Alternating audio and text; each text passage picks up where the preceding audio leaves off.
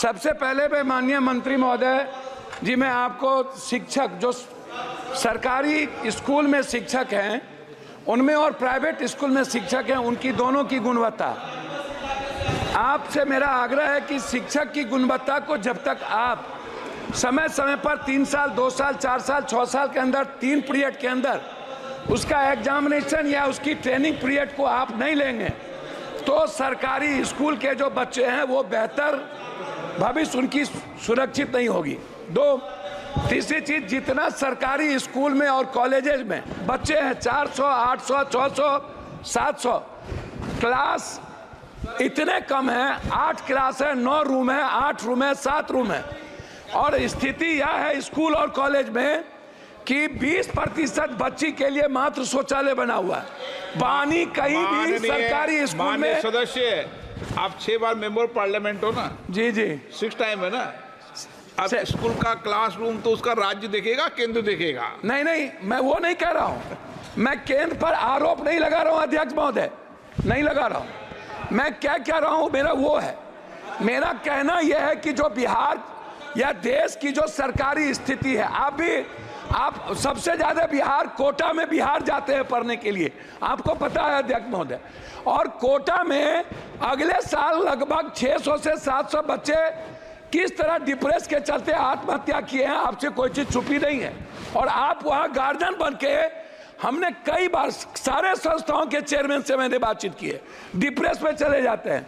मेरा सबमिशन इस बात को लेकर के है कि बिहार के बंटवारे के बाद ना तो एक नेतरहाट खुली, ना तो सैनिक स्कूल खुला, ना ही केंद्रीय विश्वविद्यालय को तवज्जो मिली, ना जमीन मिली, ना नवोदय विद्यालय पर फोकस किया गया, ना सेंट्रल स्कूल पर फोकस किया गया, ना पंचायत में कस्तूरबा गांधी पर फोकस किया गया। बच्ची के लिए कोई सुविधा नहीं। हम लोगों ने केंद्रीय विश्वविद्यालय का मांग किया था पटना यूनिवर्सिटी को लेके।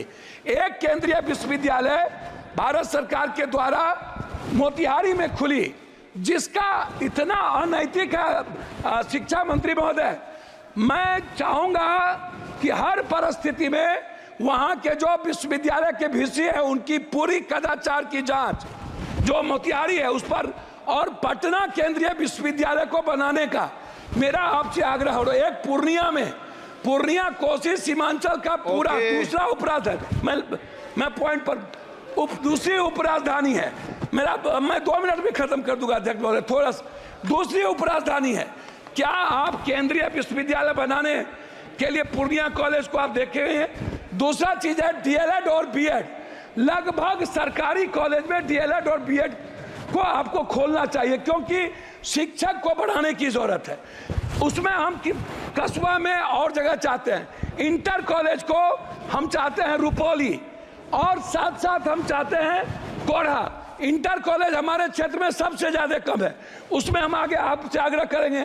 आंगनबाड़ी पर आपसे आग्रह यह है कि आंगनबाड़ी के बारे में एक सोच बन गई है कि हाँ अत्यंत पिछड़ा दलित आदिवासी खिचड़ी खाएंगे आएंगे वो चले जाएंगे।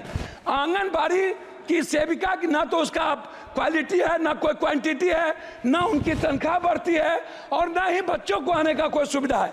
मेरा आग्रह इतना है आपसे कि जो बच्चे जाएं, जो कॉलेज के बच्चे हैं लगभग कोचिंग के लिए बाहर जाते हैं, क्लास से बच्चे चले जाते हैं, स्कूल के बच्चे खिचड़ी खाने के बाद 80% चले जाते हैं, वो नहीं पढ़ते हैं। कॉलेज के बच्चे नहीं पढ़ते हैं, वो कोचिंग में चले जाते हैं। ये जैसे डीपीएस है, डीपीएस पर हाई कोर्ट ने कहा है, मैं लास्ट कर रहा हूं, हाई कोर्ट का आदेश है डीपीएस पैसा बहुत ज्यादा लेता है, उसको रोक लगाया जाए, नहीं लिया जाए। डीपीएस के जो संस्थापक हैं वो लगातार गलत कर रहे हैं। जैसे अंत में अध्यक्ष महोदय 1 सेकंड, अध्यक्ष महोदय 1 सेकंड में 2 मिनट में बात खत्म करिए तो अध्यक्ष महोदय 1 सेकंड में, अध्यक्ष महोदय 1 सेकंड, यूपीएससी बीपीएससी या एसएससी का जो एग्जाम होता है, एग्जाम के बाद उसके जो रिजल्ट है वो 3 महीना 4 महीना बाद क्यों? इससे बच्चे के भीतर डर है कि हमारी हेराफेरी होती है। मैं चाहता हूं जिसका फॉर्म भरा जाए बच्चे का यूपीएससी बीपीएससी एसएससी या कोई भी ऐसी कंपटीशन में, उसका एग्जाम हो और 15 दिनों के अंदर उसका रिजल्ट निकाला जाए। रिजल्ट निकालकर उसकी ज्वाइनिंग की व्यवस्था की जाए, तभी